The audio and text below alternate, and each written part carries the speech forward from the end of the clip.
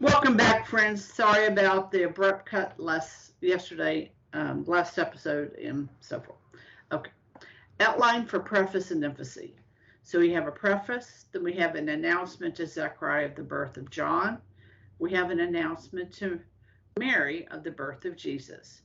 Mary's visitation to Elizabeth and her Magnificat, birth of John and Zechariah's Benedictus, birth of Jesus, presentation of Jesus in the temple, and finding of Jesus in the temple. Luke firmly situates Jesus' birth within a historical context, the reign of Herod, king of Judea.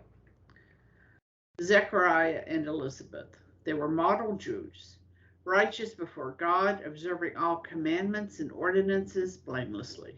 Zechariah, Yahweh has remembered. All right, this business of remembering, it's not like the Lord can forget. It shows that he's honoring the promise he made. Like, he remembered Noah, and he remembered Noah in the ark. So he was the priestly division of Abijah, First Chronicles. Elizabeth, my God in oath. She's of a priestly family. She was barren, advanced in years, hearkening to Abraham and Sarah. So Zechariah duties drawn by a lot was to burn incense in the holy place at the 9th hour, which would be 3 o'clock, in the hour of our Lord's Passion. And so there is a definite crucifixion allusion there. The angel of God appears. Gabriel announces joyful good news. The Greek word where we get evangelize, euangelio,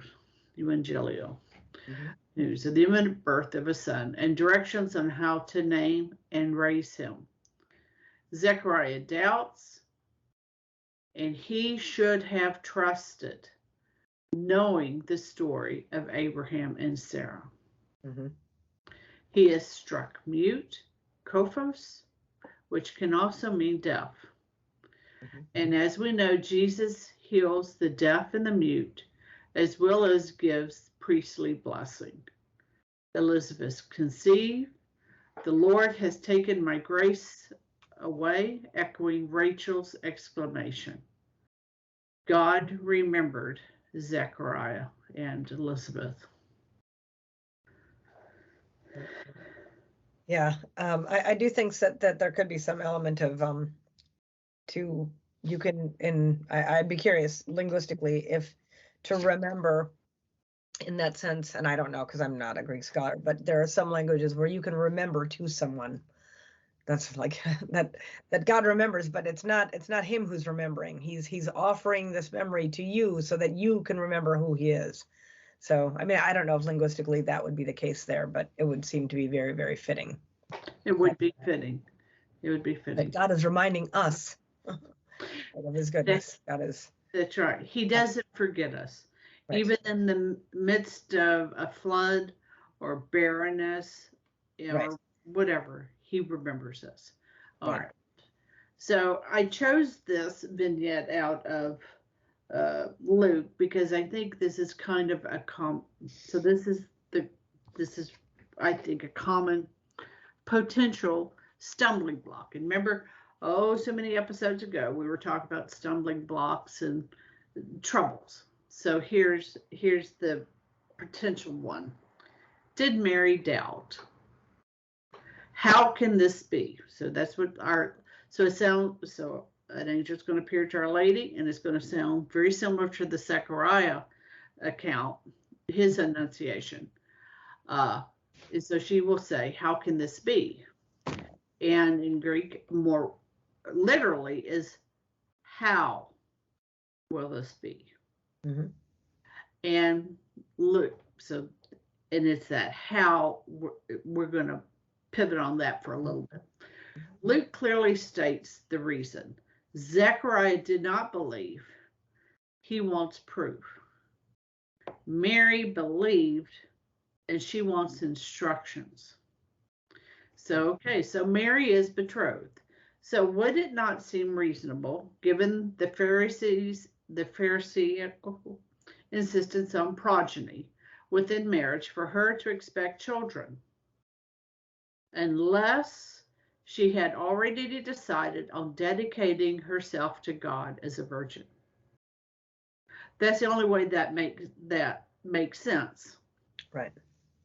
And some Essenes, and we can speculate, John the Baptist, which is who we're talking about here with Zechariah and Elizabeth, they were of that group within the ancient Near East Jews. And some will posit that perhaps Mary and Joseph were also of that sect. This is the view of the church fathers, Gregory of Nyssa and Augustus. We're harking back to Augustine with his resolution of, his commentary, and Mary's vow of virginity. Some scholars posit Mary had an understanding of an imminent fulfillment, but Luke, so here's our ability to have opinions and not entertain them. So some scholars think that Mary's having an imminent understanding, but Luke does not hint or say such of a thing. So that's a bit of a reading into the text to reach to that. Yeah, I think everyone knows that you can ask a question out of doubt or a question out of wonder. And I think that that's what you see there. Yes. Like, how, right? That could be one, like how, or how, right? I mean, there's certainly a plenty of room in that to be able to come to an awareness that simply to ask is not to doubt. And that really is the thing that we were talking about a long time ago, where we said, it's not understanding that seeks faith. That was Zechariah, right? He got it. You told him, but he doesn't. His understanding is preventing him, right? As opposed to Mary, who had the faith, and she's just seeking the understanding. How is it to be done, right? Zechariah doesn't have the faith that is requisite, and part of that could be also, just another one of those elements of grace that are being revealed to us through the human nature, that the old covenant is not sufficient to the needs of the new covenant, right? That there's going to be an element that has to be given from on high for people to be able to truly come to an understanding, right? What you were talking about in Genesis, right? A new man is about to come, one that is not just life, but spirit and life. And so there could be even some element of that is, hidden in that, his inability to have the faith that was necessary at that moment.